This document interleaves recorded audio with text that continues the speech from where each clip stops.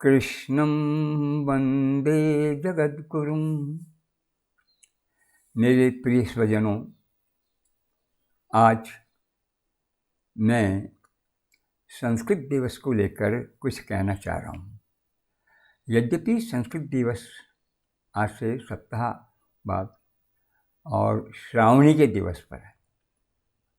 श्रावणी तो यहाँ आश्रम ने विचार किया है कि आज से लेकर और श्रावणी तक निरंतर यह संस्कृत दिवस के रूप में ही सप्ताह लिया जाए। तो यह प्रारंभ दिवस है। मैं इस विषय पर आपको कुछ कहना चाहूँगा। श्रावणी संबंधी चर्चा श्रावणी वाले दिवस ही होगी। यह श्रावणी हमारा अच्छा पर्व माना जाता है और हम वर्षों से इस पर रक्षाबंधन आदि ब्राह्मणों का श्रावणी कर्म आदि करते आए हैं। ये कुछ दिनों से इसमें संस्कृत दिवस मनाया जाने लगा। श्रावणी के साथ संस्कृत दिवस का क्या संबंध है, क्या नहीं है, क्यों इस दिन संस्कृत दिवस रखा गया है, ये सारा उनका विचार है जिन्होंने सोच समझ करके उस दिन इस विषय को रखा होगा। मैं केवल संस्कृत दिवस इतनी सी बात को लेकर के कहना चाहूँगा कि क्या हमारे देश में संस्कृत दिवस आवश्यक है और संस्कृत दिवस से हम जो कुछ चाह रहे हैं हमें मिल जाएगा। अरे माता पिता चले जाते हैं, साल में हम उनका एक दिवस रख लेते हैं, श्राद्ध के रूप में हमारे यहाँ तो खैर 2 बार आ जाता है, पर आज भी प्रणाम किया, फादर्स डे, मदर्स डे हैं, ये इस हिसाब से साल में एक बार आ जाए। चलो जिन्होंने हमें जन्म दिया, पाला पोसा, जिनकी वजह से हमें सब कुछ मिला है, उनको हम कम से कम साल में एक बार तो याद कर लें, क्योंकि वो हमारे सामने रहे ही नहीं। इसलिए तो क्या हम मान लें कि संस्कृत नहीं रही है? इसलिए साल में एक बार याद कर लें। और क्या साल में एक बार याद करके हम संस्कृत की जो विराट देन है आज से 10,000 वर्षों पूर्व से हमें लगातार मिल रही है, क्या उसकी कृतज्ञता हो जाएगी? क्या हम अपने दायित्व के प्रति, कर्तव्य के प्रति, अपने पूर्वजों को दी हुई सौगात की रक्षा के प्रति अपने कर्म को पूरा कर चुके हैं, ये प्रमाणित कर सकेंगे? और क्या उसका प्रमाणित करने का लाभ हमें मिलेगा? अगर ये विचार करते हैं तो मुझे लगता है कि उसे कुछ नहीं होना। क्यों? देखिए, हम चिरकाल से भगवान राम को याद करते हैं। राम का जीवन हमें जिससे प्राप्त होता है वो महर्षि विश्वामित्र वाल्मीकि का ग्रंथ है रामायण। ये ग्रंथ संस्कृत में है, खैर संस्कृत भाषा में है, हम उसे पढ़ते करते हैं, सब कुछ करते हैं। पूजा पाठ की दृष्टि से मैं रख लेते हैं, साल में कभी नवरात्र की दृष्टि के साथ या वर्षीय मासिक पारायण, ऐसे नाना प्रकार के पारायण भी कर लेते हैं। पर जब वहाँ से उठते हैं और उनसे उस विषय में कुछ पूछा जाए तो उन्हें कुछ बोझ नहीं रहता। उसका सबसे बड़ा प्रमाण यह है कि किसी भी व्यक्ति से और भारत में प्रश्न कीजिए राम कब हुए, सीधा त्रेता युग उसके साथ जुड़ा हुआ। वाल्मीकि रामायण में भगवान राम का समय प्रत्यक्ष रूप में नहीं, पर जिस प्रकार से मुनि ने अपने ग्रंथ की रचना की है उससे स्पष्ट हो जाता है कि वो द्वापर युग में हुए थे। और वर्षों से जिस रामायण को हम संस्कृतज्ञ होने के नाते पढ़ते लिखते समझते जा रहे हैं, उसके सत्य को नहीं पकड़ पाए, तो वर्ष में एक दिन सरस्वती क्या नाम संस्कृत दिवस रख करके हम अपनी संस्कृति के किस किस पहलू को कहाँ तक पकड़ेंगे।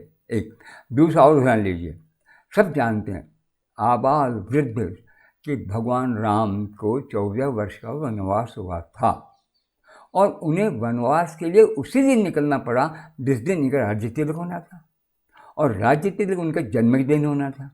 उनका जन्म है चैत्र शुक्ला नवमी और पुनर्वसु नक्षत्र।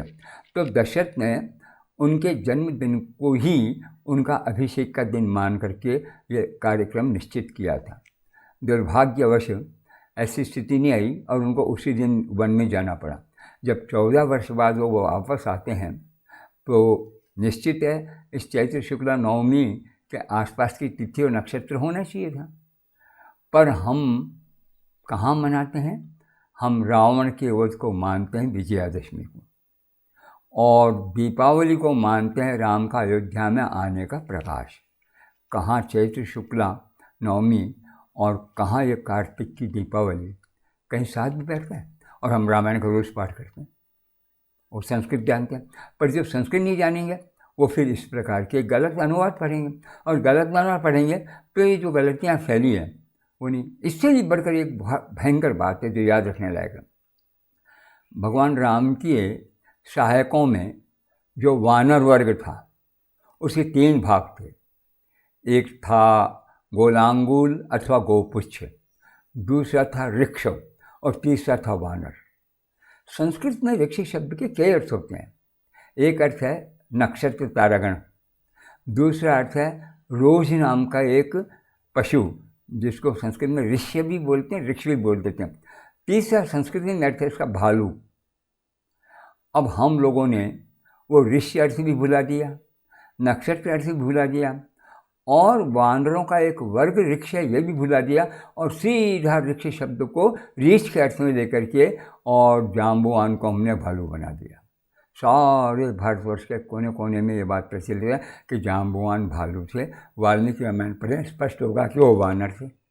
जब इतना रात दिन होने पर भी इतने लोग मिल कर के भी इस छोटी मोटी त्रुटियों को हम नहीं सुधार पा रहे हैं और चली जा रही है, ऐसी स्थिति में एक दिवस में संस्कृत रख कर के आप क्या प्राप्त कर लेंगे? संस्कृत दिवस बस इतना ही कि संस्कृत की हमारी भाषा की जान मर गई।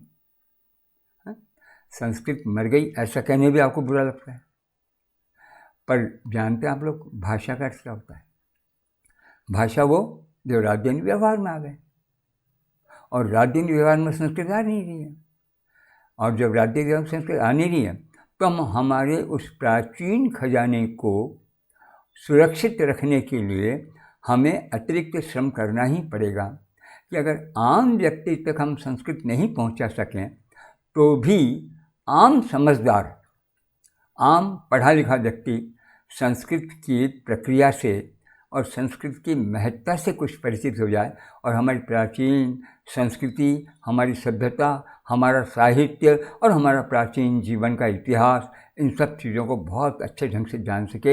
इसलिए संस्कृत की अनिवार्यता है। इस अनिवार्यता को हमने इस युग में भुला दिया। तो एक बात तो ये, दूसरी जो भूल की चर्चा चल रही है तो यह भी एक भूल मान लीजिए कि संस्कृत किसी भाषा का नाम ही नहीं है। सारी दुनिया संस्कृत कर रही है क्योंकि हम लोग संस्कृत कह रहे हैं इसलिए, और हमारी इस भाषा का नाम संस्कृत है। मैंने प्राचीन वाङ्मय को देखा है, मुझे इसका कहीं संस्कृत नाम नहीं मिला। क्या ये आप लोगों के लिए आश्चर्य की बात नहीं है? आश्चर्य की बात भी हो सकती है और नहीं मानने की बात भी हो सकती है। तो नहीं मानने वाली बात के तो मैंने आपको 2-3 उदाहरण दे दिए कि रामायण के रचयिता वाल्मीकि द्वापरी बोलते हैं हम त्रेता मानने जा रहे हैं, रामायण हमारी साक्षी में उसे ठीक कर सकती है। राम वापस आते हैं और उसी नवमी को ही उनका अभिषेक होता है, यही रामायण कह रही है। आज हम दशहरा को, इसको क्या नाम, दीपावली को उनसे दूर कर सकते हैं। तो जिस प्रकार से उन चीज़ को सहज दूर कर सकते हैं जानकर, इसी प्रकार से हम इसको भी समझ कर ठीक कर सकते हैं। पर यहाँ वाल्मीकि रामायण जैसा सुपुष्ट प्रमाण हमारे सामने नहीं है, इसलिए मुझे अपने संपूर्ण वाङ्मय को एक बार अपनी दृष्टि से देखना पड़ेगा। और देखना ये पड़ेगा कि मैं पूछता हूँ इन लोगों से जो अपनी भाषा को संस्कृत नाम दे रहे हैं उनसे कि क्या आपको प्राचीन ग्रंथों के संस्कृत नाम मिला? सोचिए आप, अगर प्राचीन ग्रंथों में वेद को थोड़ी देर के लिए भूल जाएं, जो आम आदमी का विषय नहीं है, पर हमारे इतिहास की जो 2 महान पुस्तकें और तीसरे को सहायता करने वाला एक पुस्तकों का वर्ग है पुराण।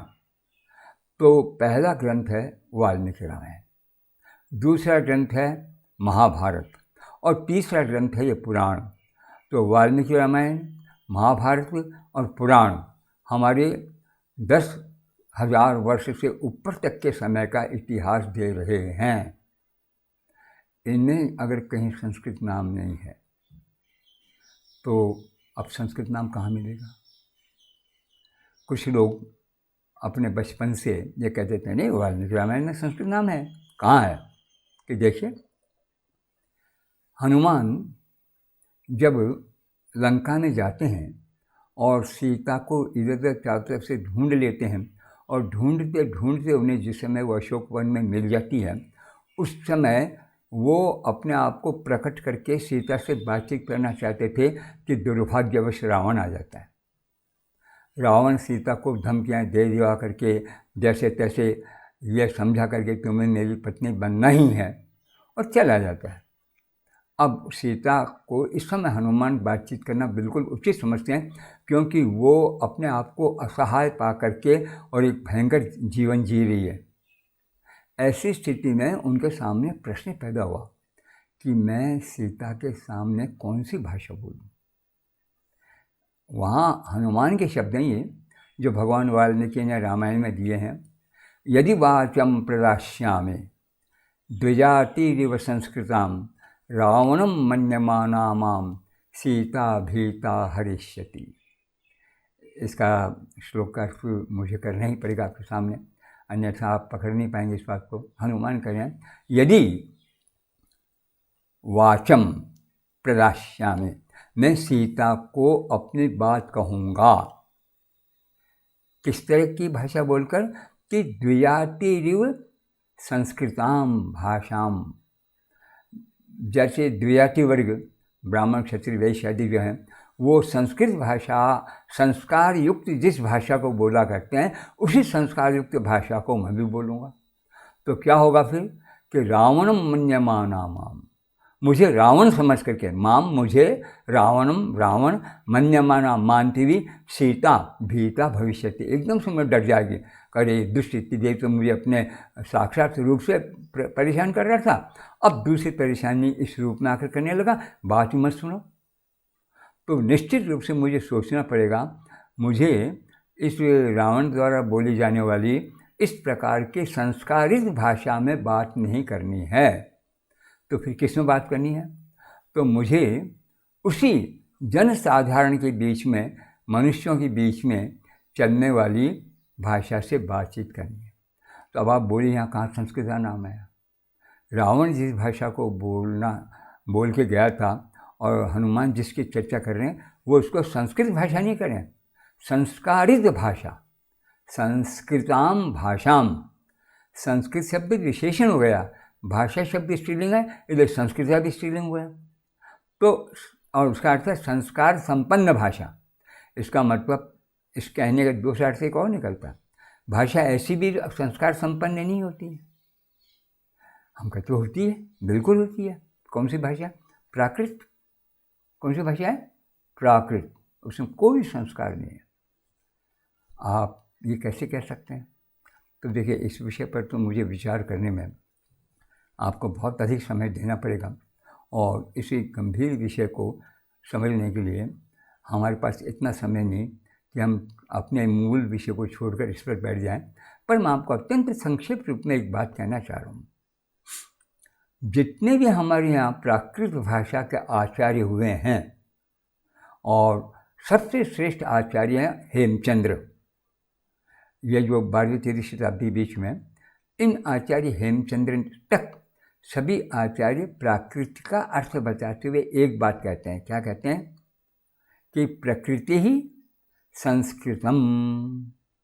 ये जो भाषा हम बोलने जा रहे हैं, रात दिन काम नहीं ले रहे हैं, इसका प्रकृति अर्थात मूल कौन है? संस्कृत। तो ततः आगतम, उस संस्कृत रूपी प्रकृति से आई हुई जो भाषा है, उसका नाम होगा प्राकृत। अर्थात इन दोनों सूत्रों का मिला जुला एक अर्थ हो गया कि हम जिन भाषाओं को बोल रहे हैं, वो वास्तव में वो मूल भाषा नहीं है जिससे ये भाषा बनी है। वो मूल भाषा है संस्कृत, और उस संस्कृत के द्वारा रूपांतर लेकर के बदली हुई होकर, बिगड़ी हुई होकर हमारे सामने आई है। तो वो संस्कृत रूपी प्रकृति के आधार पर चलने से इसका नाम प्राकृत हो गया।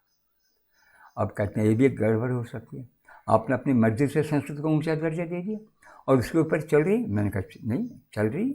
आपको 2-3 उदाहरण में इसके भी हम देकर समझाना चाह रहा हूँ। हमारे यहाँ हिंदी में 2 शब्द चलते हैं, यानी एक शब्द चलते यूँ कह लीजिए, और उसके 2 रूप हैं। एक शब्द है पौन, फिर दूसरा शब्द है पौन, और दोनों का अर्थ अलग अलग है। एक पौन का अर्थ क्या होता है? 1/4, 3/4। एक चीज़ के 4 लगातार भाग कर दिए जाएँ और उसमें से 3 भाग ले ली जाए, तो वो जो लिए हुए 3 भाग है उसको हम बोलेंगे पौन। ठीक है, चलो समझ में आ गया, अपन बोलते हैं पौन रुपया, पौना, इस तरह। अब जब दूसरा पौन सामने आया, वो शब्द है पौन चले पुरवैया। अब वहाँ पर पौन का अर्थ होगा वायु। आज पूर्व की ओर की वायु चल रही है, इसके लिए बोलेंगे पुरवैया पौन चले, तो अभी भी पौन है। अब इस पौन को वायु क्यों कहते हैं और इस पौन को हम 3/4 वाला रूप क्यों दे रहे हैं? कोई आपके पास प्रमाण है? नहीं। संस्कृत काम करेगी। संस्कृत में एक शब्द है पादोन। क्या शब्द है? पादोन। पादोन का अर्थ है पाद ऊन। पाद ऊन का अर्थ है एक पाद कम। तो अगर किसी वस्तु की पूर्णता उसके 4 भागों में है तो उसमें एक पाद कम हो जाएगा, तो शेष हुए जो है वो 3 पादित होंगे। तो पादोन का अर्थ हो गया पौन अर्थात 3 पाद। 11:15 का मतलब है कि 15-15 मिनट के अंतर में हमारे पूरा 1 घंटा होना है और 12 बजने हैं। उसके 3 पाद तो हो गए हैं, किंतु पूरा चौथा पाद नहीं आया, इसलिए हम उसको 11:15 भी बोल देंगे और 11:45 भी बोल देंगे। यह पादोन का अर्थ हो गया। और दूसरा शब्द है वो है पवन। संस्कृत में सब जानते पवन माना हवा होती है। हनुमान के लिए बहुत प्रसिद्ध है पवन पुत्र, वायुपुत्र। तो उस पवन का बिगड़ा हुआ रूप है पादोन। और पवन में जो पूर्ण धातु है उसका अर्थ है गति करना। पवते गति करता है। तो आप सोचिए अगर पवन नहीं है तो ये क्यों हुआ कि हम उसको पवन इसलिए बोल रहे हैं? पवन है तो हम पवन का जान लेंगे, पादोन है तो हम पवन का जान लेंगे।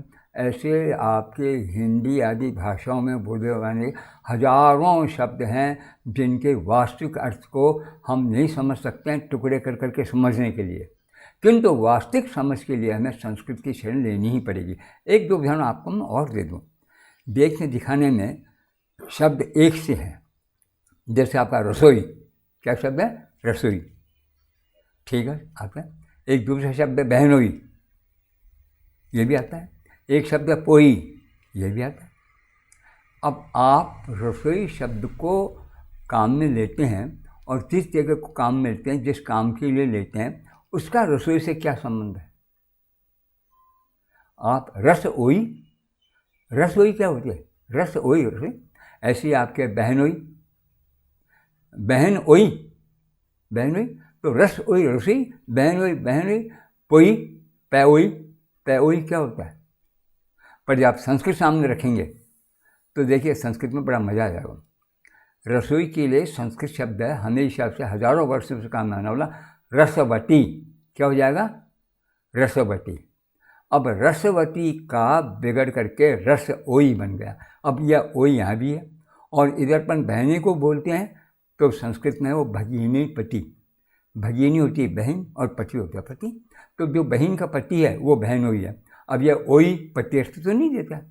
यह ओई रसोई में जो रसवती वाला वती अर्थ तो नहीं देता। ऐसे ही एक जड़ी बूटी होती है, उसका संस्कृत नाम है पौधिका।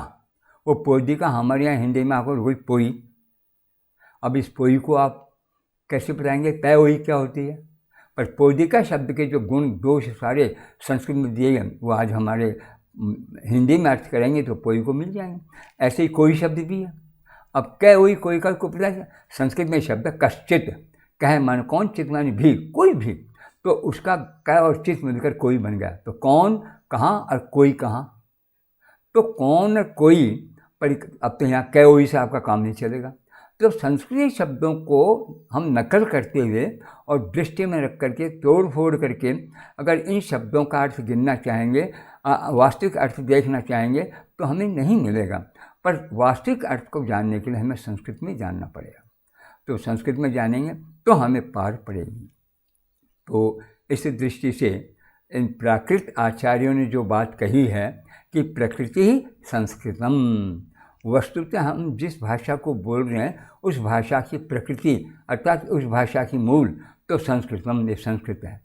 तो ततः उस संस्कृत से आगतम अर्थात उस प्रकृति से आगतम आई हुई भाषा ये प्राकृत भाषा है।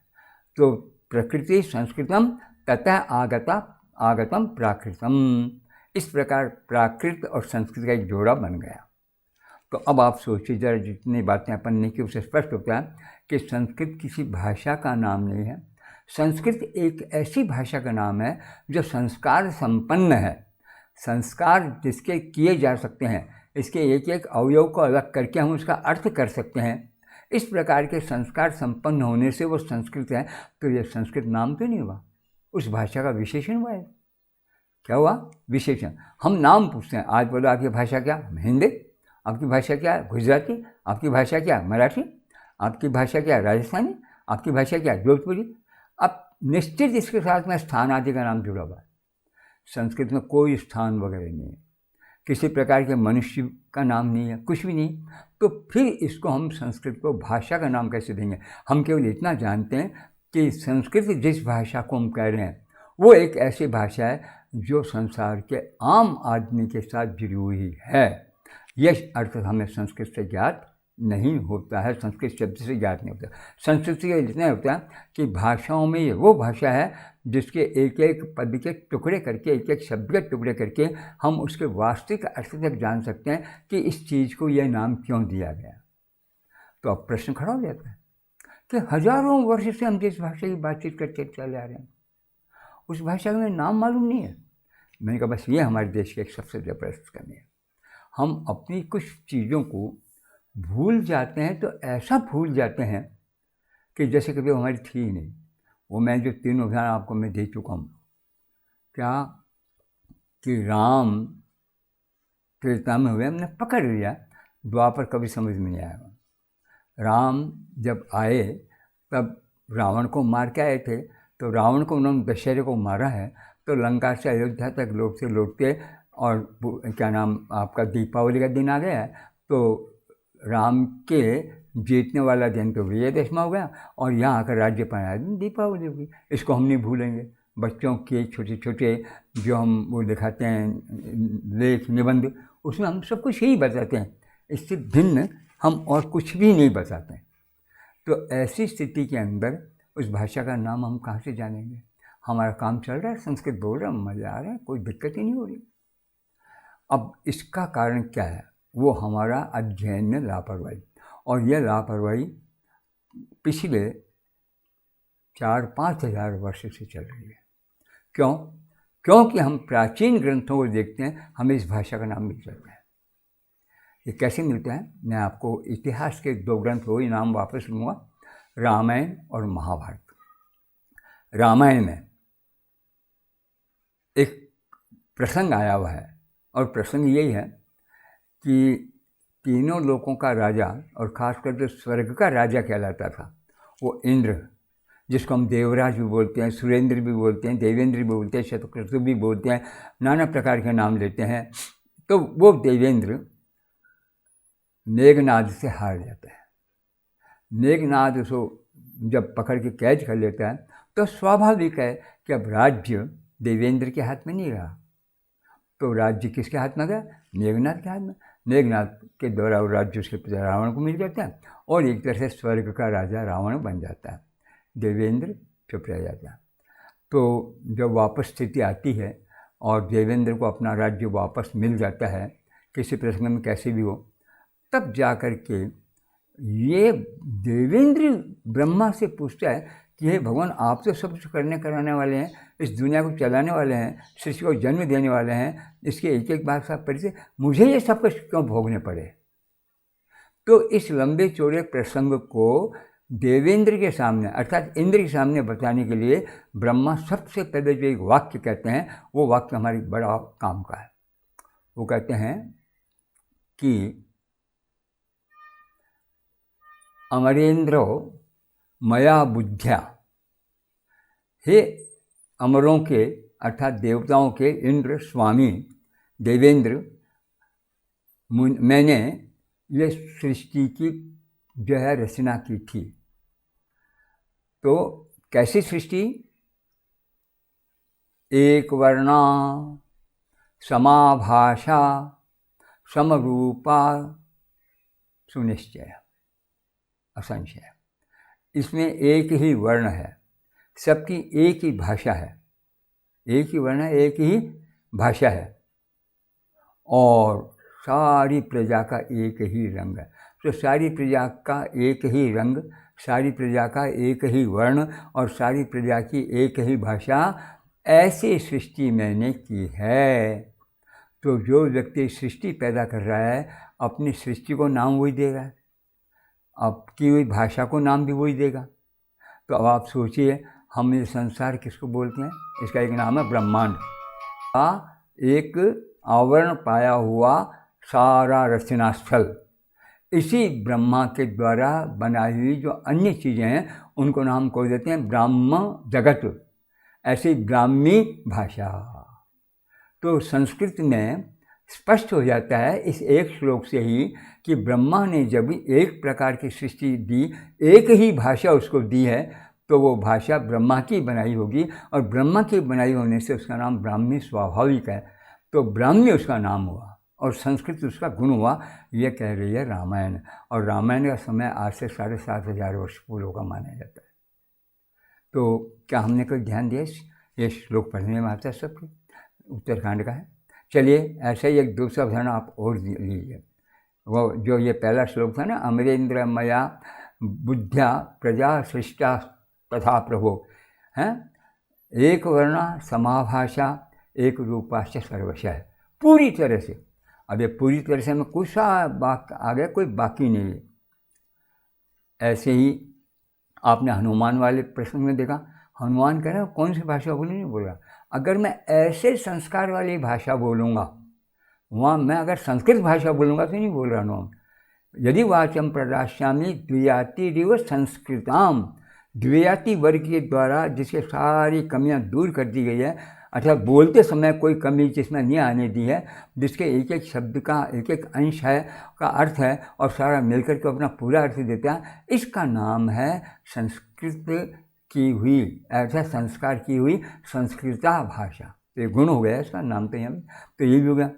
तो अब ये आपको रामायण के दो प्रसंग मिल गए कि जो बता रहे हैं संस्कृत इस नाम की विशेषता है, संस्कृत नाम नहीं है। इसके आगे दूसरा उदाहरण आपको जो मिलता है वो मिलता है महाभारत से। किससे मिलता है? महाभारत से।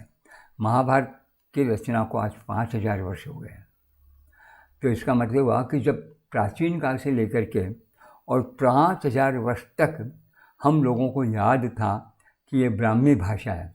महाभारत का श्लोक है, एक भृगु नाम के जो ऋषि हैं उनसे भरद्वाज एक प्रश्न करते हैं कि ये संसार कैसे बना, क्या बना, मुझे बताइए थोड़ा सा।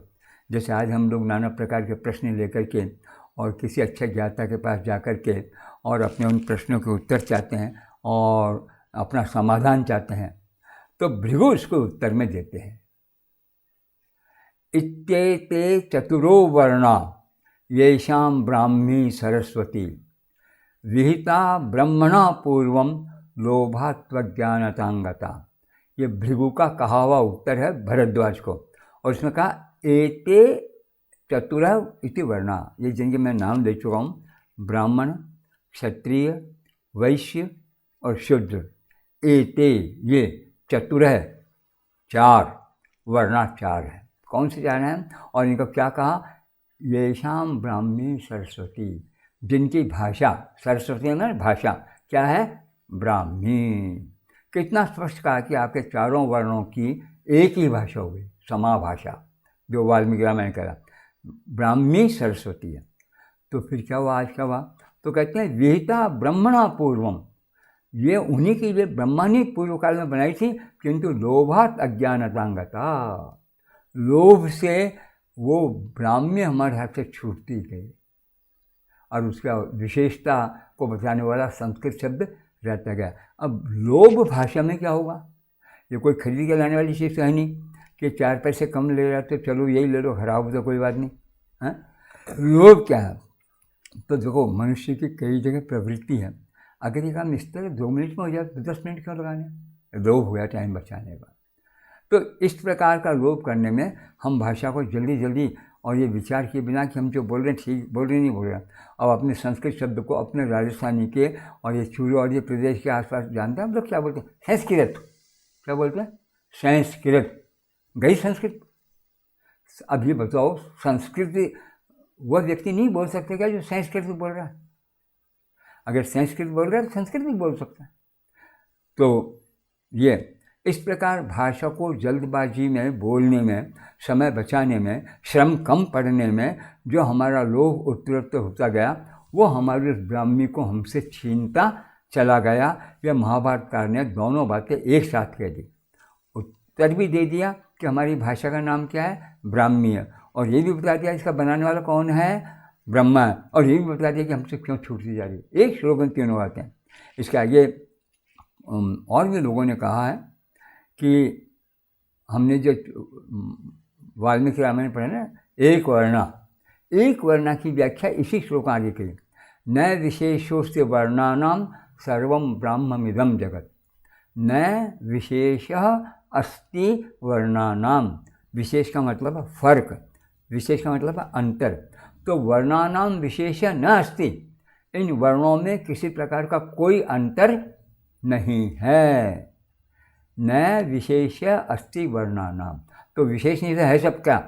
सर्वम ब्राह्ममिदं जगत, ये सारा संसार ही ब्राह्म है। क्यों कि ब्रह्मा से रचा गया।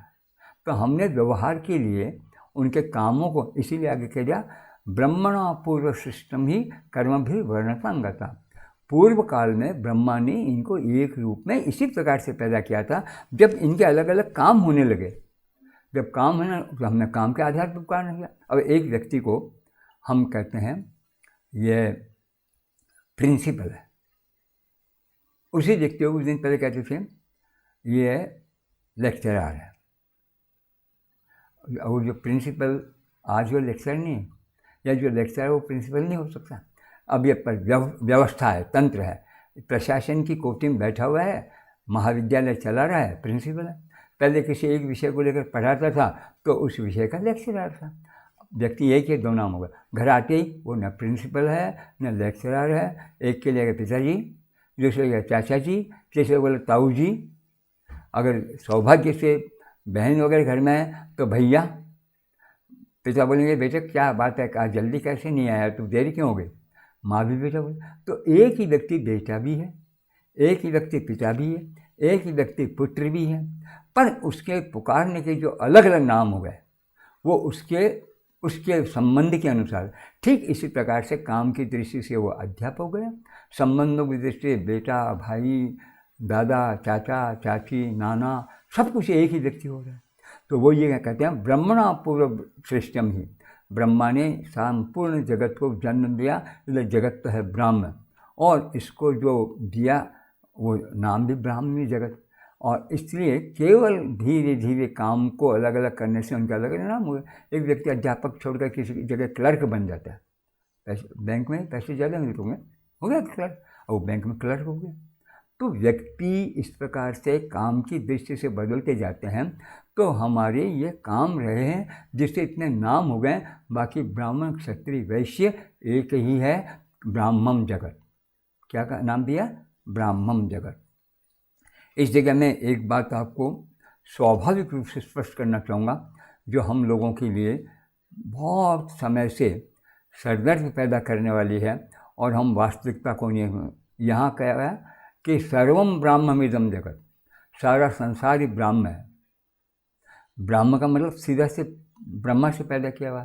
तो हमारे एक श्लोक बहुत प्रसिद्ध है, और वो क्या प्रसिद्ध है, जन्मना जायते शूद्र संस्काराद् द्विज उच्यते वेदाध्ययनात् भवेद विप्र ब्रह्म जानाति ब्राह्मण। व्यक्ति जन्म से शूद्र पैदा होता है। क्या पैदा होता है, शूद्रो, जन्मना, जन्म से, जायते, पैदा होता है, शूद्र, शूद्र। तो फिर क्या हुआ, संस्काराद् द्विज उच्यते, वही शूद्र संस्कार पा करके अपने संस्कारों के नए जन्म के अनुसार अब द्विज नाम धारण करने वाला हो गया। फिर आगे, वेदाध्ययनाद् भवेद विप्रः, जो वो वेद आदि शास्त्रों का अध्ययन करेगा, अर्थात ज्ञान विज्ञान दोनों का धनी हो जाएगा, तो उसका एक दूसरा और नाम हो जाएगा, वो नाम है विप्रो। और फिर ब्रह्म जानाति ब्राह्मण है। और अंत में उसका अंतिम नाम होगा जो उसके जीवन का अंतिम कर्म है, उसकी सफलता को बताने वाला है कि अगर वो ब्रह्म को अच्छी प्रकार से जान गया तो उसका नाम हो गया ब्राह्मण। अब देखो, एक व्यक्ति के जीवन के विकास की अवस्था को बताई जा रहा है। जन्म से वो शूद्र है, संस्कारों से वो द्विज है, वेदादि विद्याओं के अध्ययन से वो विप्र है, और ब्रह्म को जान लेने पर वो ब्राह्मण है। अब बताइए, हम शूद्र को छोटा कहाँ माने? पर लोगों ने आजकल ऐसा मान लिया। क्यों मान लिया? कि पादाभ्याम जायते शूद्र। हमारे वेद का एक मंत्र है, वो मंत्र क्या कहता है? संपूर्ण लोगों की उत्पत्ति को बताने के लिए वो बताए, बात बड़ी मजेदार कहते हैं कि ये जो परमात्मा है उसके मुख से ब्राह्मण पैदा होता है। मुख से कौन होता है? ब्राह्मण। भुजाओं से कौन होता है? क्षत्रिय। उसकी जो उरु जंघा वगैरह है उससे कौन होता है? वैश्य। और पैर से कौन होता है? शूद्र। तो कहते हैं कि मुख से ब्राह्मण, भुजाओं से क्षत्रिय, उरु से वैश्य, और परिभ्याम शूद्र हो, पैरों से शूद्र। तो लोगों ने कहा कि देखो कितनी नीचता की बात है, इस शूद्र को कितना नीच बता दिया है। ये क्यों? क्योंकि हम जिस प्रकार से आराम से द्विज शब्द का अर्थ कर लेते हैं, दूसरा जन्म है, ब्राह्मण का अर्थ कर लेते हैं ब्रह्म से जुड़ा हुआ, ऐसे हमने इस शूद्र का अर्थ क्यों नहीं देखा? संस्कृति यहाँ भी सहायता कर रही है। आप जानते हैं शूद्र का अर्थ क्या होता है? बहुत ही प्यारा अर्थ है, और हम सब जन्म इसी नाम से लेते हैं।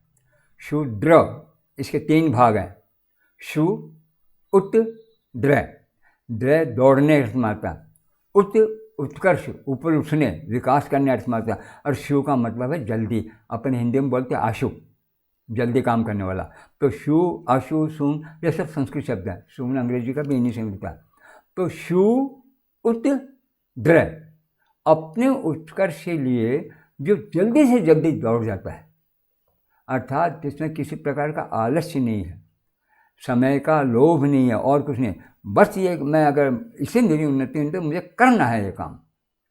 इतनी बड़ी शक्ति देकर परमात्मा जिसे पैदा करते हैं, आप बताइए हमारा मूल कौन हुआ? शूद्र। अगर परमात्मा ये शक्ति देकर न भेजे और आपको ज्ञान विज्ञान की देवी सरस्वती का वरदान देकर भेजे, काम करने की इच्छा ही नहीं है, तो सरस्वती आकर काम करेगी? काम तो हम ही करेंगे। तो भगवान ने सबसे बड़ी शक्ति दे दी। तो अगर भगवान ने इसको इस प्रकार से शूद्र का है, अगर बताइए अर्थ नहीं होता तो सर्वम जगत ब्राह्म कैसे होता? इसका मतलब ब्रह्म से उत्पत्ति कैसे हुई? तो अब इसको भी आप समझ लीजिए, सर्वम जगत ब्राह्म क्यों है? कि हम जिस महान शक्ति से, जिससे ऊपर बढ़कर कोई संसार में दूसरी शक्ति है ही नहीं, और अखंड अखंड अखंड ब्रह्मांड जिसका हमें कोई पता तक नहीं है, उन सबका एकमात्र जो स्वामी है, उस महाशक्ति का नाम है ब्रह्म। क्या नाम है? ब्रह्म। और उस महाशक्ति का जो काम लेने वाला और संसार को बनाने करने वाला जो प्रतिनिधि है, उसका नाम है ब्रह्मा। तो सृष्टि करने वाला ब्रह्मा है, इसलिए हम ब्रह्म हो गए, और हम उसी ब्रह्म के विस्तार को कर रहे हैं, इसलिए ब्रह्म का विस्तार करने से हम ब्रह्म हो गए। तो संसार में धरती, मिट्टी, कोई पशु पक्षी, कोई भी चीज़, चाहे जड़ हो चाहे अजड़ हो, चेतन हो या अचेतन हो, वो सारी एकमात्र ब्रह्म से पैदा हुई। और ये ब्रह्मा ही उस ब्रह्म को लेकर के सारी सृष्टि को बनाता है। इसलिए एक पंडित और बोल के गए, सर्वम जगत ब्राह्मणमेव वर्तते। सर्वम जगत, सारा संसार क्या है? ब्राह्मणम एव, ब्राह्मण ही। एव का मतलब क्या है? अनिवार्य रूप से, निश्चित रूप से ब्राह्मण ही है। सर्वम जगत ब्राह्मण एव वर्तते, सारा संसार ब्राह्मण है। ये किसी को खुश करने के लिए गलत व्याख्या नहीं है, आगे उसने अपने आप कह दिया।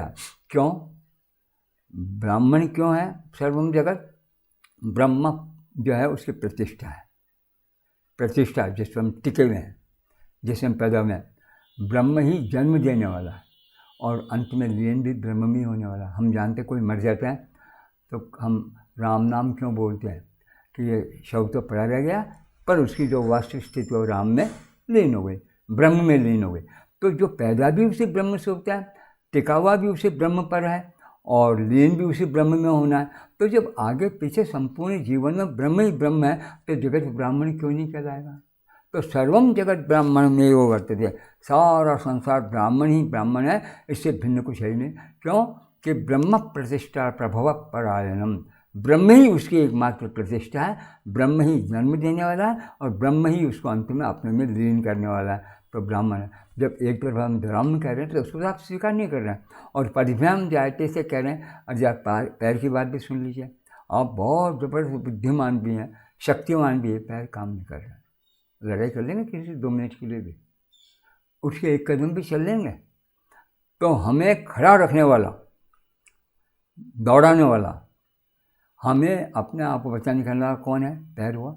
तो हमारी प्रतिष्ठा तो पाद है। हमारे जब इसी मंत्र में कहा गया है कि ये जो परिभ्याम भूमि है उसी परमात्मा के पैरों से भूमि, देखो उन्होंने कहा कि जो उसका सिर है उससे चमकने वाला आकाश, जहाँ हजारों करोड़ों लाखों अनगिनती ग्रह नक्षत्र वो है, उसका सिर वो है। फिर उसके बीच का भाग ये सारा खाली जगह है जिसको हम अंतरिक्ष बोलते हैं, आकाश बोलते हैं, वो है। और उसका पैर वो पृथ्वी है।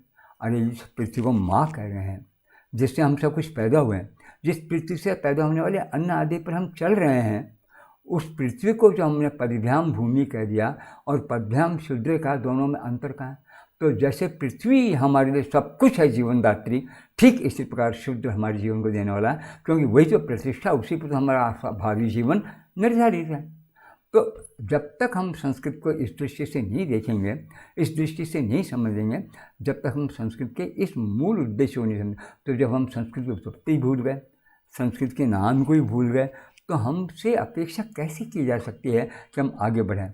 और ये छोटी छोटी त्रुटियाँ अगर हमारे दृष्टि में आ जाती है और हम इनको छोड़ करके और सत्य को स्वीकार करने के लिए तैयार हो जाते हैं, तो क्यों नहीं हम वहाँ तक पहुँचेंगे। तो मैं ये कहना चाह रहा हूँ कि संपूर्ण सृष्टिकर्ता धर्ता ब्रह्मा के द्वारा ये जो वाणी की भी सृष्टि की गई है, और 2 जगह तो मैंने आपको उदाहरण दे ही दिया है। अब तीसरा उदाहरण एक और दे रहा हूँ जो व्यवहार में भी है। किसमें भी है? व्यवहार में भी है। एक जगह शुक्राचार्य की पुत्री देवयानी कुएं के पास पड़ी हुई, खड़ी हुई। बाद में मतलब इसी व्यक्ति ने निकाला जो आया है, और उसको निकालने वाला जो व्यक्ति है उसका नाम है ययाति। वो कुएं में पड़ी देख करके हाथ पकड़ कर खींच कर निकाल लेता है। अब वो पूछती है कि आप कौन हैं? उस ययाति पूछती है कि मैं आप बोल रहा हूँ। हमारे संस्कृत में त्वम शब्द का प्रयोग है, त्वम का अर्थ तू ही होता है, परंतु आज भी अपन जैसे अंग्रेजी में यू को लेते हैं, यू अपने से बड़े को भी बोला जाए, छोटे को भी बोला जा सकता है, पूज्य को भी। तो ऐसा ये त्वम शब्द भी प्राचीन काल में सभी प्रकार के अर्थों को देने वाला था। तो वो कहती है कि भले आदमी राजवत रूप वेशौते, तेरा रूप और वेश यह तो है राजा की तरह। क्या?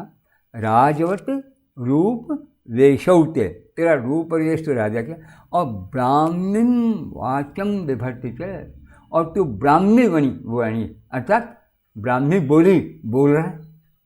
समझ में नहीं आई तो कौन है? रूप रंग से तो राजा जैसे दिया, और तेरी जो भाषा है उसे ऐसा लगता है जैसे तो ज़बरदस्त ब्राह्मण हो कोई है।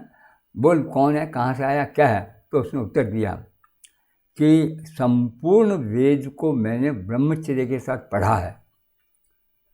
तो और मैं राजा हम राजपुत्रश्च, मैं स्वयं राजा भी हूँ और राजा का पुत्र भी हूँ। अब तू पूछ रही कहाँ से आया, उसका जवाब उसने बड़े प्यारे ढंग से दे दिया, मैं सब जगह ययाति नाम से प्रसिद्ध हूँ। यानी इसका मतलब तू मेरी जगह क्या देख, पूरी पृथ्वी मेरी है। जो व्यक्ति पृथ्वी का राजा वो कहाँ से आएगा, क्यों बोलेगा कि सारी धरती का मैं स्वामी हूँ, मेरा नाम ययाति दुनिया जानते। और सच बात है, इसने अपने पिता के मुँह से सुना था।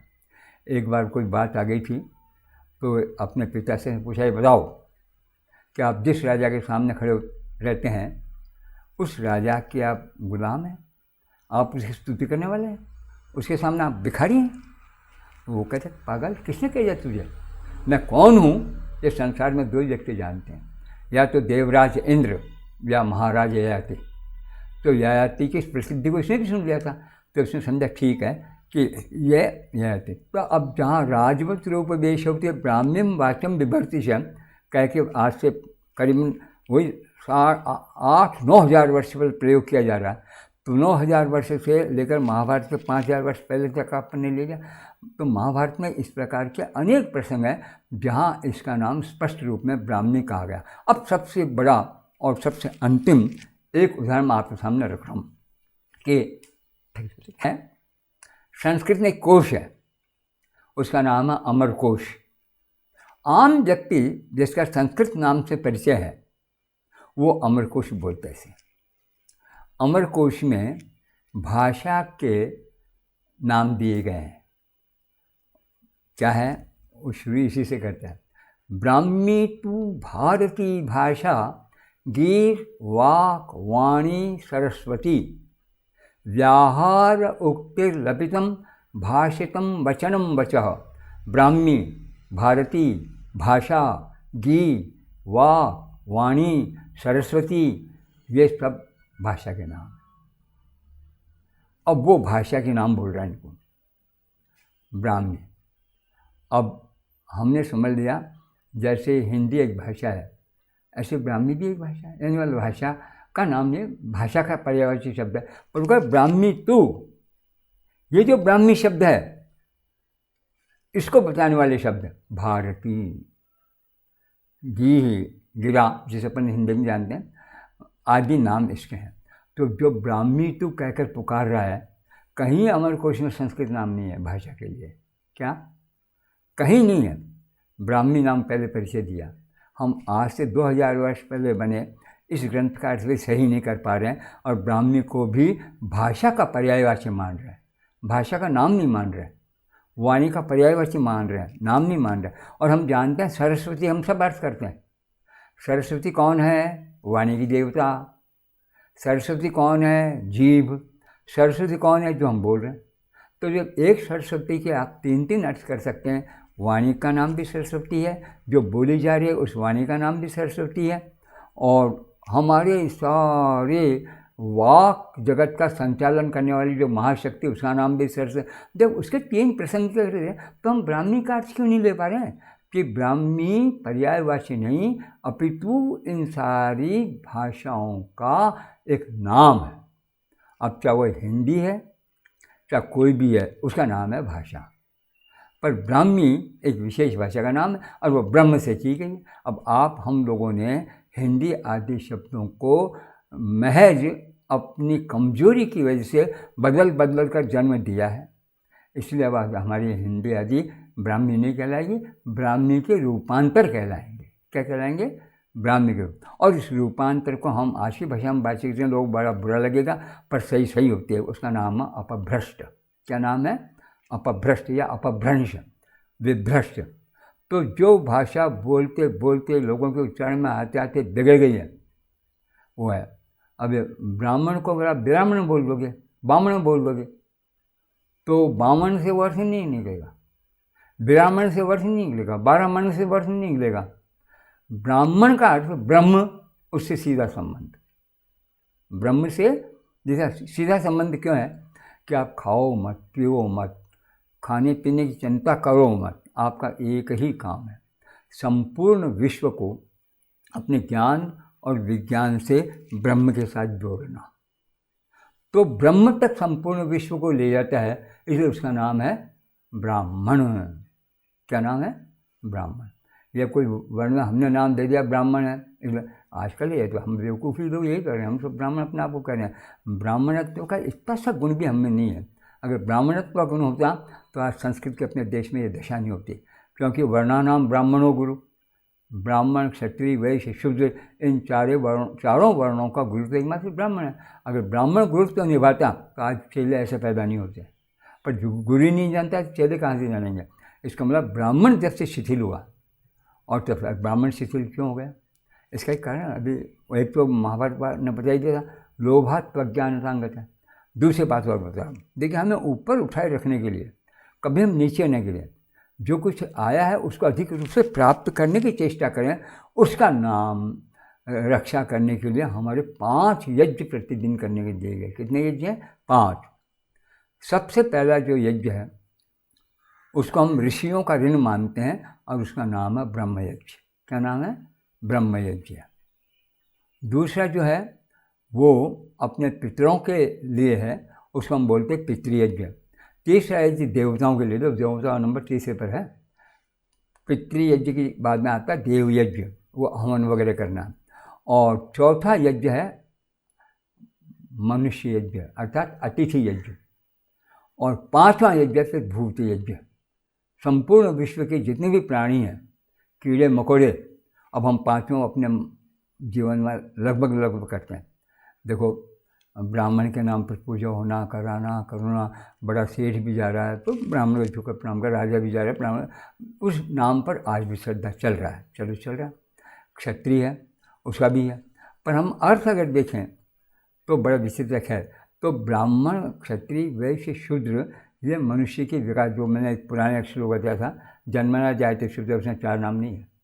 उसमें शूद्र है, द्विज है, विप्र है और ब्राह्मण है। कहीं वैश्य और क्षत्रिय नाम ही नहीं आया। वो वर्ण नहीं बता रहा, मनुष्य के वैयक्तिक विकास को बता रहा। यह मनुष्य को ईश्वर से मिली हुई शक्ति को बता रहा।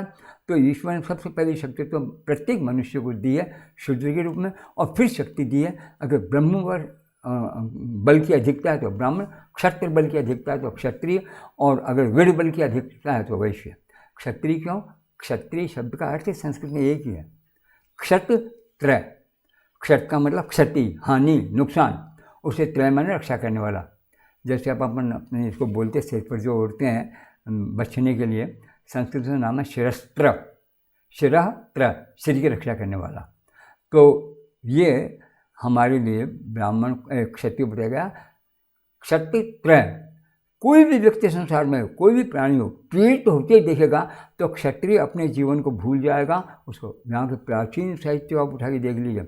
एक क्षत्रिय ने यही कहा, मैंने पहला काम उसका है, अपने बच्चों के लिए नहीं कहा, जीवन में मैंने आज तक अपनी प्रजा के किसी भी एक भी व्यक्ति को अपनी समान शक्ति के आधार पर दुखी नहीं दिया। सारी प्रजा मेरी पुत्र है। अब ये बात है, आज कहाँ हो गया? आज ये लड़ रहे हैं नालायक रात दिन कि हम भारत के ऊपर शासन करें, और जो एक प्रजा की रक्षा के लिए, देश की रक्षा के लिए, राष्ट्र की रक्षा के लिए एक आचार होने चाहिए, वो आचार्य किसी में नहीं। आचार है ही नहीं तो आप देश को कहाँ ले जा रहे हो? अपन देख भी रहे हैं कितने वर्षों से क्या हो रहा है, और रात दिन वही होता जा रहा है कि मनुष्य अपने हित के लिए कायदे कानून निकालेगा और उसमें भी गले निकाल कर नष्ट करने की कोशिश करेगा। और वहाँ राम जैसे इसीलिए बार बार आता, रामो दुर्नाभिभाषते। राम अपने जीवन में एक बात को दूसरी बार नहीं बोले हैं, पहली बात ही पूरी कर ली। एक बात को बदल कर नहीं बोले हैं क्योंकि सत्य है। तो सत्य वाला उनके जीवन का सत्य वचन है, सत्य युद्ध है, सत्य माना है, सत्य, राम के नाम सत्य है। आज वो सत्य हमें जीवन में मिल रहा है क्या? तो अहिंसा, सत्य, अस्तेय, ब्रह्मचर्य, अपरिग्रह, ये जो हमारे 5 यम है, संपूर्ण संसार के लिए पालन करने योग्य है। ये भी ये हमारी ब्राह्मी भाषा ही बता रही अपने वाङ्मय के द्वारा, और वो योग के माध्यम से बताए। योग का मतलब है विश्व के प्रत्येक व्यक्ति को अपने जीवन को सफल बनाने के लिए जिसके साथ जुड़ना है, उसका नाम है योग। और इस योग में सबसे पहले यम लिया गया, उसके बाद ये कहीं आपके दूसरे आसन आदि लिए गए। तो इस प्रकार से जब हम देखते हैं कि प्राचीन काल के सारे लोग अपने जन्म को ऊपर उठाने में दिन रात लगे रहते थे, तो वो संस्कृत का किस प्रकार से अध्ययन करते रहे होंगे, वो आपके नमूने आते हैं। वो सारे विश्व का तो सम्राट है और कह रहा है कि मैंने ब्रह्मचर्य से सारा वेद पढ़ा है ययाति। और आज तो ये वेद पढ़ के क्या करना? हाँ, वो तुलसीदास जैसे लोगों ने बहुत आराम से कह दिया कि वो राम के विषय में प्रसिद्ध है कि भगवान राम जब अहिल्या के पास पहुँचते हैं, अहिल्या अपने पति के शाप से मुक्त हो जाती है और दुनिया के सामने आ जाती है। इसको लोगों ने बिगाड़ दिया कि वो पत्थर की बन गई थी, राम ने जाकर पैर छुआ और वो वापस से स्त्री हो गई। अब तुलसीदास जैसा भक्त अपने राम में भक्ति बचाने के लिए किस प्रकार से तोड़ मरोड़ कर बात कह रहा है, ये बता रहा है कि हम कितना अपने भारतीय संस्कृति और संस्कृति की एकमात्र भाषा, ये जो ब्राह्मी भाषा जिसका स्वरूप संस्कृत है, उससे दूर चले जा रहे हैं। वो उसके कवितावली आदि कई ग्रंथ हैं।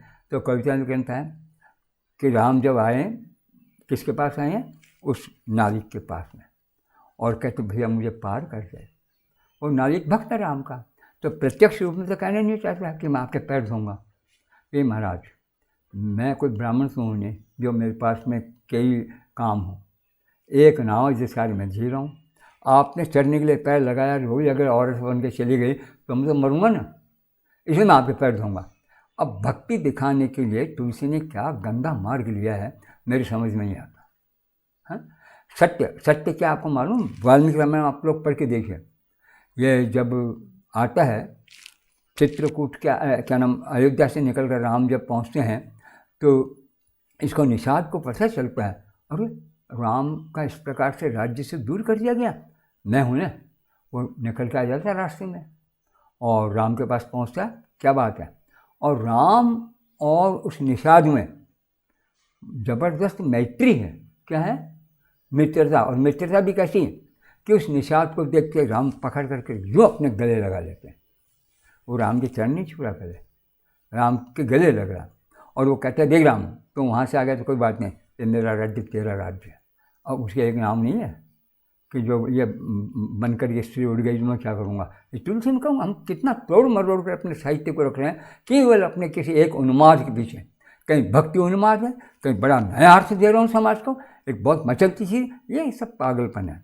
तो ये जब तक दूर नहीं होगा तब तक हम लोग संस्कृत नहीं कहलाएंगे, संस्कारित नहीं कहलाएंगे, संस्कार संपन्न नहीं कहलाएंगे, आचारवान नहीं कहलाएंगे। और हमारे वेदों के विषय में सबसे प्रारंभ के व्यक्ति, हमारे सबसे बड़े व्यक्ति जो हैं स्वयंभू मनु बोल के गए कि आचारहीनम न पुनन्ति वेदाः। व्यक्ति अगर आचारहीन है, वेद उसको पवित्र नहीं करेंगे। मन गंदा, गलत। और हमारे कहावत है मन चंगा तो कठौती में गंगा। तो मन को चंगा रखना, मन को पवित्र रखना, और मन की पवित्रता के विषय में मनु का एक दूसरा श्लोक है, सर्वेषां एव, वो कह रहे हैं मनु कि जितने भी जो पवित्रता के तर्क हैं उन सब में अर्थ की पवित्रता सबसे बड़ी पवित्र है। सर्वेषां एव शौचानाम अर्थ शौचम परम मतम। जितने भी शुद्धता के प्रकार हो सकते हैं, शुद्धि के प्रकार हो सकते हैं, उनमें सबसे श्रेष्ठ एकमात्र प्रकार है अर्थ की पवित्रता। अर्थ का मतलब है प्रयोजन की सिद्धि, अर्थ का मतलब है उसको काम में आने वाली बाहरी उपकार की चीज़ें। तो हम अपने प्रयोजन की सिद्धि के लिए अगर झूठ बोलेंगे तो अर्थ शुद्ध नहीं है। अर्थ शुद्ध नहीं है तो भगवान के दर्शन करना, माला फेरना बिल्कुल व्यर्थ है। आप हमें धोखा दे सकते हैं, भगवान को धोखा नहीं दे सकते। वो दिन रात आपके मन में बैठा ब्रह्म है, उससे सब कुछ याद है। खैर, तो इस प्रकार की उन्होंने कहा कि राज्य तेरा है। उसका नहीं, मैंने पिता से वादा किया है 14 वर्ष में बस्ती में नहीं जाऊँगा, 14 वर्ष में वन में ही रहूँगा, तो भैया मैं अभी तेरे साथ नहीं चलूँगा, हाँ फिर देखेंगे। तो वो भी उनके साथ ही रात्रि को सोता है धरती पर, लक्ष्मण और वो। इस व्यक्ति के विषय में आगे भगवान वाल्मीकि क्या कहते हैं कि जब भरत ने देखा कि इस प्रकार मेरी माँ की वजह से और ये भयंकर स्थिति बन गई है, तो राम को लाने के लिए निकल पड़ता है तो रास्ते में ये स्थान फिर आता है। तो किसी आकर व्यक्ति ने बताया कि बड़ी भारी सेना लेकर के वो आ रहा, झंडा देखने से ऐसा लगता है अयोध्या के लगते हैं। तब वो संभव निश्चित राम को एक माँ ने तो भगाया बाहर, बेटा करना चाहता है हमेशा के लिए हिस्सा खत्म, तो मारने के लिए जा रहा है इतनी सेना लेकर के, चलो अपन देखते हैं। अब जो व्यक्ति अयोध्या की सेना से लड़ने के लिए तैयार हो जाता है, वो एक नाव वाला कोई सामान्य व्यक्ति है, वो उनका राजा है वो, तो वो तैयार हो जाता। और उसकी एक नाव कितनी बढ़िया, आप कल्पना कीजिए, जिसमें 500 सैनिक अस्त्र शस्त्र लेकर बैठ सकते हैं। कितने? 500 सैनिक जहाँ अस्त्र शस्त्र लेकर बैठ जाते हैं। ऐसी कई नावों का जो धनी है, और आकर उसने सारे गंगा के उस बात को 400 उसे जो नदी से नाम जा रहा वो भर दिया। तो फिर उसके मन में आया ये तो मैं तैयार तो हो गया, चलूँ देखता है क्या। तो भेजता है, जाता है, देखता। तो भरत की बात सुन के उसको बड़ा अफसोस होता है कि मैंने कितना बुरा काम किया, ये तो राम का परम भक्त है। तब फिर वो भरत को ले जा करके वही संपूर्ण आदर सत्कार वगैरह करता है, और अपनी नाव से भरत के साथ आई सारी सेना को राम की तरफ पहुंचाता है। अब इतिहास को तोड़ मरोड़ करके और भक्ति के नाम पर इस प्रकार की चीज़ों को कहना, यह हमारे इतिहास में बहुत ज़्यादा है, बहुत ज़्यादा, बहुत ज़्यादा। इसीलिए है ना कि आज भी हम रामायण हो, महाभारत हो, भागवत हो, इन सब का पर्वों के नाम पर पाठ कर जाते हैं। मैंने 24 घंटे में रामायण का एक बार पाठ कर लिया, मैंने नवरात्रि कर लिया, मैंने सप्ताहाष्टमी कर लिया, मैंने रामायण का 3 साल का पारायण कर लिया। अरे वाह वाह वाह! एक करके किया क्या तुमने? जब तक करके नहीं किया, जो कुछ जानना है उसका नाम है ज्ञान, और ज्ञान की सार्थकता है विज्ञान में, और विज्ञान का अर्थ है करना। तो हम बिना किए और केवल इस संस्कृत के गुण गाते रहते हैं, और संस्कृत की उस वास्तविकता को न समझ करके संस्कृत के विरुद्ध नाना प्रकार के काम करते जा रहे हैं। मैं कह रहा हूँ भारत का एक एक व्यक्ति संस्कृत अर्थात हमारी जो ब्राह्मी भाषा उसको आनी चाहिए। कम से कम प्रारंभिक 10 वर्ष जो हैं, जिस पर अपन आजकल कुछ नाम में, हमारे ज़माने में मैट्रिक कहलाती थी, फिर कुछ 10 क्या सेकेंडरी कहलाती है, सेकेंडरी कहलाती है।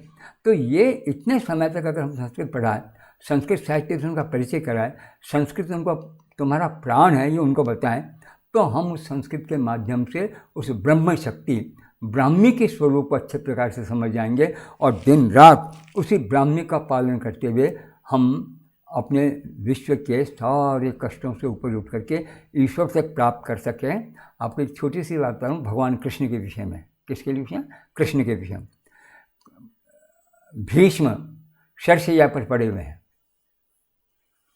इधर युधिष्ठिर को राज्य मिल चुका है। राज्य के दूसरे दिन ही सुबह युधिष्ठिर, कृष्ण वहीं थे, उनके से मिलने के लिए, दर्शन करने के लिए गया था। वो देखता कृष्ण ध्यान में।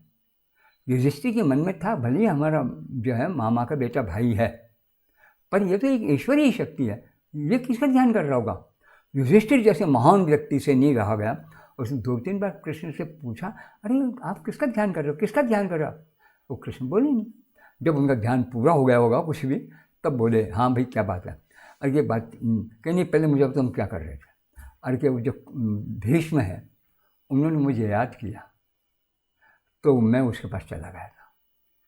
यानी भीष्म ऐसा महान व्यक्ति है कि जिसके पास कृष्ण मिलने चले गए ध्यान में, और उसको ये बात कहकर उन्होंने एकदम से बात आगे बढ़ाते कहते हैं, अरे युधिष्ठिर एक काम कर, ये भीष्म मर जाए उसके पहले पहले तो उसके पास जा और उससे ज्ञान मांग।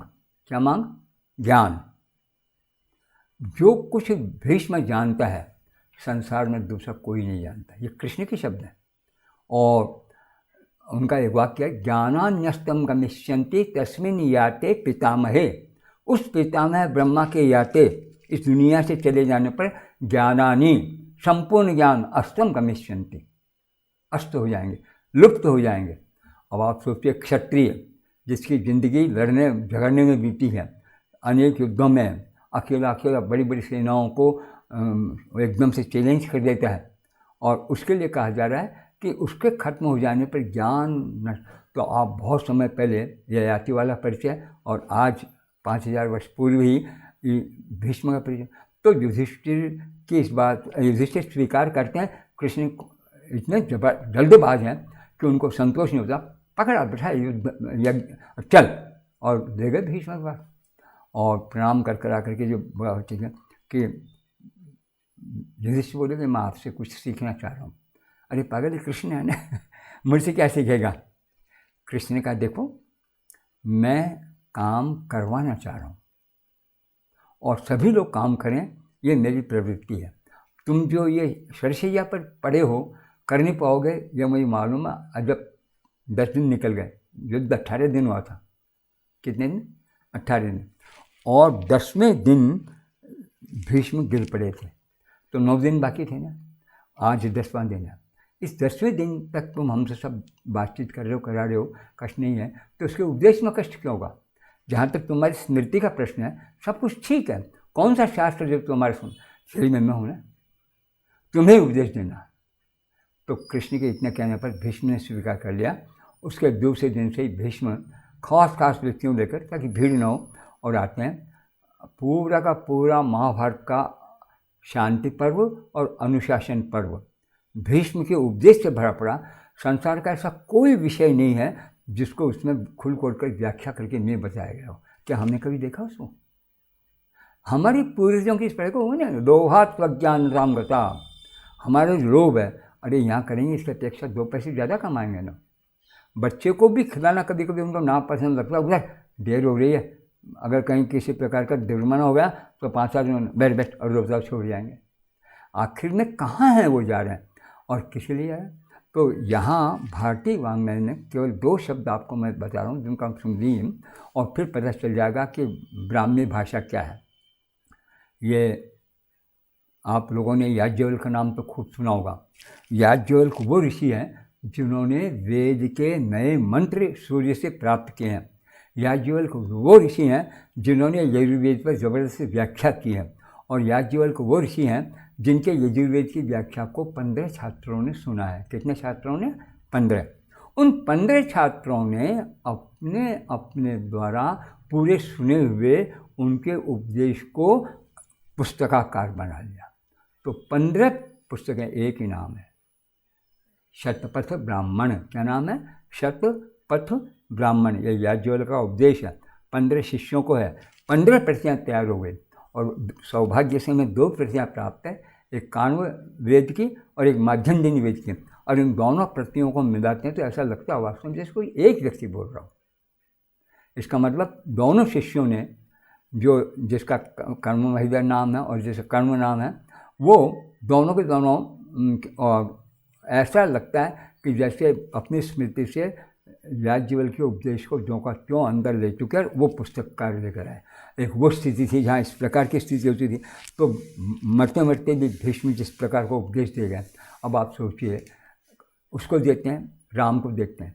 राम के लिए कहा गया है वेद वेदांग तत्वज्ञ धनुर्वेदे च निष्ठित।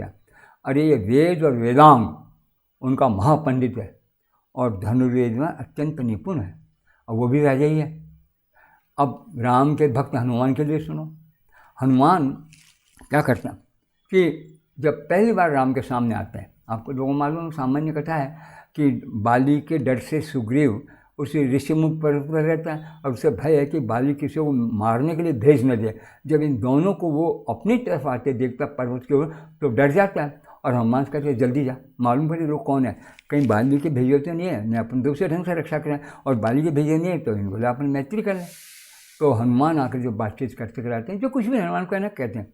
हनुमान का वचन पूरा होने पर, क्या वचन पूरा होने पर राम लक्ष्मण को क्या कहते हैं सुन लो। राम के शब्द हैं जो वाल्मीकि ने जो कहते हो काव्य का रूप लेकर दे दिया। नानृग्वेद विनीतस्य ना यजुर्वेद धारण ना सामवेद विदुषा शक्यमेवं प्रभाषितुम। लक्ष्मण, इस व्यक्ति ने जिस प्रकार से जिस भाषा में बातचीत किया, जो ऋग्वेद, यजुर्वेद, सामवेद और अथर्ववेद इनका ज्ञाता नहीं है, वह इस प्रकार की भाषा बोल ही नहीं सकता। सीधे साधे शब्दों में क्या कहें कि वेद की भाषा में हमसे बातचीत कर रहा। वेद का एक नाम है ब्रह्म, तो वेद भाषा, ब्रह्म भाषा अर्थात ब्राह्मणी, एक अर्थ हो गया। और ये बोल रहा था वस्तुतः लोग जिस भाषा में बोल रहे हैं उसी में, पर उसकी भाषा में जिस प्रकार का हनुमान जी का चिंतन था कि रावण जैसी द्विजाति जैसी भाषा बोलूँगा तो सीधा डर जाएगी, तो हनुमान के एक एक शब्द में जैसे वेद टपक रहा हूँ। तो ऐसे श्रेष्ठ हनुमान जैसे व्यक्ति के लिए जो शब्द कहे गए वही शब्द राम को आगे जा कर के अगस्त्य मुनि ने कहा। राम का राज्याभिषेक हो गया। उस राज्याभिषेक में क्योंकि रावण जैसे दुष्ट को मारकर राम ने त्रिलोकी को बड़ा एक आश्वासन दिया है, तो अगस्त्य मुनि सैकड़ों मुनियों के साथ उनको बधाई देने के लिए आते हैं राज्याभिषेक के। उस वक्त राज्याभिषेक तो हो जाता है, बैठे तो राम प्रणाम करके कहते हैं भगवान मुझे ये बताओ कि ये रावण इत्यादि महावीर कैसे बने, क्या थे मुझे। तो पूरा का पूरा रावण आदि के वंश का, वानरों के वंश का वर्णन अगस्त्य करते हैं राम के सामने। उसमें जब समाप्त उनका ये हनुमान के आधार पर होता है, जब अगस्त्य पूरा कर लेते हैं तो अब कहते हैं वो देख कि कौन सा ऐसा शास्त्र है जिसमें हनुमान निपुण नहीं है, पर राम अब ब्रह्मा भविष्यत प्रसादात तेरे पास बैठ करके ब्रह्मा हो जाएगा। क्या हो जाएगा? ब्रह्मा हो जाएगा। अब ये कितनी मज़ेदार बात है कि हम लोग कितने अज्ञानी हैं और संस्कृत के बड़े बड़े ग्रंथ पढ़ जाते हैं, पढ़ते नहीं। वहाँ ब्रह्मा का अर्थ क्या है? ये अंतिम बात है जिसको अपन समाप्त करेंगे कि एक यज्ञ पूरा करने के लिए 4 व्यक्ति हुआ करते हैं। उस यज्ञ पूरा करने वाले व्यक्तियों को सामूहिक रूप से कहते हैं ऋत्विज। क्या बोलते हैं? ऋत्विज। उन ऋत्विज के 4 रूप हैं। जिसका ऋग्वेद से संबंध है वो होता है, जिसका यजुर्वेद से संबंध है वो अध्वर्यु है, जिसका सामवेद से संबंध है वो उद्गाता है, और जिसका अथर्ववेद से संबंध है वो ब्रह्मा है। तो तीनों व्यक्ति अपने अपने वेद के आधार पर यज्ञ करवा रहे हैं, पर अगर उनसे किसी प्रकार की भूल रह गई हो, किसी प्रकार की गलती हो गई हो, तो ब्रह्मा वहीं पर उस गलती को सुधार करके उस यज्ञ को नष्ट होने से बचा लेता है और फिर आगे बढ़ाता है। उस पद को बहुत बड़ा माना जाता है, क्योंकि ब्रह्मा 2 ही है। इधर यज्ञ की पूर्ति करने पर ज्ञान विज्ञान की रक्षा करना, उधर विश्व की पूर्ति करके ब्रह्मा। तो ब्रह्मा अब हमारे टीकाकार रामायण का अनुवाद वगैरह करने वाले लोग कर देते हैं कि देखो राम, अब अगले जन्म में यह तुम्हारी मेहरबानी से ब्रह्मा हो जाएगा। यानी कहाँ ब्रह्मा का अर्थ क्या था और कहाँ ब्रह्मा हो जाएगा। तो छोटी छोटी बातों में हम लोग इस प्रकार त्रुटि कर जा रहे हैं, तो हम कहाँ से रामायण महाभारत आदि को समझेंगे।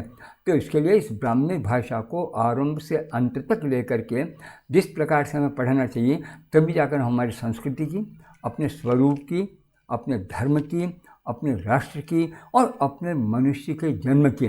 क्योंकि आप जानते हैं अपना जन्म 4 पुरुषार्थों को लेकर होता है। कौन कौन से? धर्म, अर्थ, काम, मोक्ष। तो धर्म अर्थ काम तक तो 3 हमारे रोज पीछे पड़े रहते हैं। कभी हमने मोक्ष की बात की? कभी सोचा उसके लिए भी?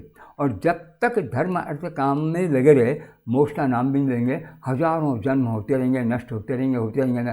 परंतु ब्राह्मण का अर्थ वही है, ब्रह्म जानाति ब्राह्मण। जो ब्रह्म को जान लेता है वो ब्राह्मण हो जाता है।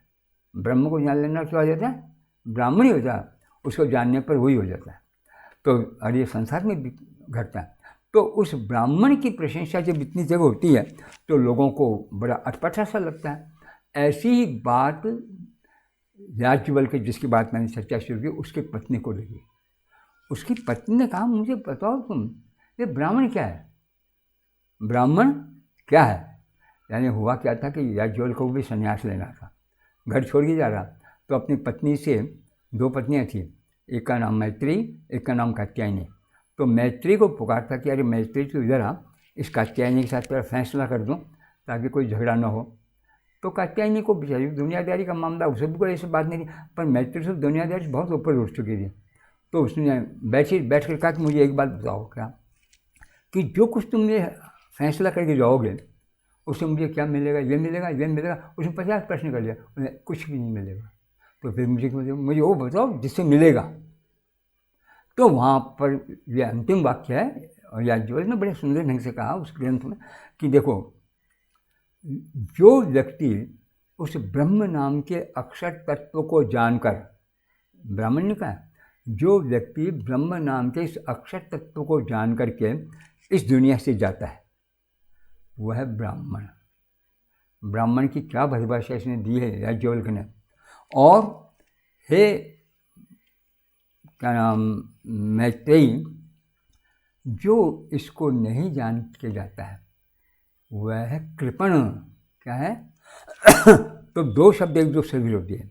ब्राह्मण का विरोधी क्या हो गया? कृपण। जो ब्रह्म को जानकर दुनिया से जाएगा वो है ब्राह्मण, अर्थात ब्रह्म हो चुका। और जो ब्रह्म को जाने भी नहीं चला गया वो कृपण है। अब कृपण अपन जानते हैं किसको बोलते हैं? कंजूस को। कंजूस कौन होता है? जिसके पास सब कुछ है फिर दुखी है, खर्च हो जाएगा, खर्च हो जाएगा, खर्च हो जाएगा। अरे पगले, ये धन है किसके लिए और क्या है, ये सोच पर। तो ठीक कंजूस अर्थ याद दिलाने वाला मेरी दृष्टि में है शूद्र, कि आपको विकास करने की पूरी शक्ति देकर धरती पर भेजा गया है और तुमने अपनी शुद्धता का उपयोग क्यों नहीं किया? पहला स्टेप था दूसरा जन्म, वहीं नहीं पहुँचे, तीसरे चौथे तक कहाँ जाओगे? तो वस्तुतः ब्रह्म का ज्ञान करके जाना यही सारे जन्म की सफलता है और यही संपूर्ण विश्व के प्राणियों के लिए ब्राह्मणत्व है। और अगर कोई ऐसा नहीं कर पाता, इन 3 में ही फंसा रह जाता, चौथा अर्थ जो है मोक्ष, उसको भूल जाता है तो वो है कृपण। कृपण तब है जो वो शुद्ध है।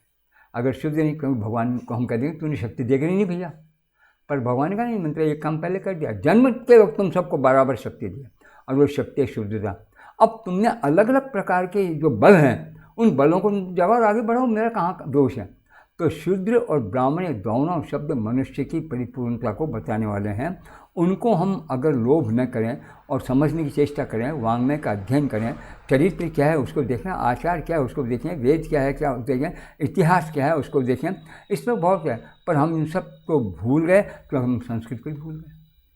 तो जैसा कि उसने कहा, क्या नाम, भृगु मुनि ने, कि लोभात् प्रज्ञानतां गता, हम लोभ करने लगे और ब्राह्मी भाषा से दूर होते चले गए। और ब्राह्मी भाषा संस्कृत बन के नहीं, पर आज संस्कृत बन के भी नहीं, वो असंस्कृत हो गई।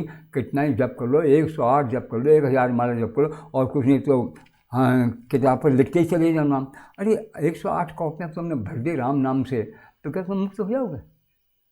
तो ये सारी चीज़ें जब तक हम नहीं सोचेंगे, इन सब का प्रत्यक्ष ज्ञान करें हमारे, क्योंकि ये संस्कृत हमारे देश में आज से 9वीं शताब्दी पूर्व तक प्राय परिवारों के बीच में बोलचाल में रही है। तो 1000 वर्ष हुआ है, उसको हमने इस तरह भुला दिया। तो हम उस स्थिति में न जाएं और संस्कृत के वास्तविक स्वरूप को ब्राह्मी भाषा के रूप में लेकर चलें, तो निश्चित है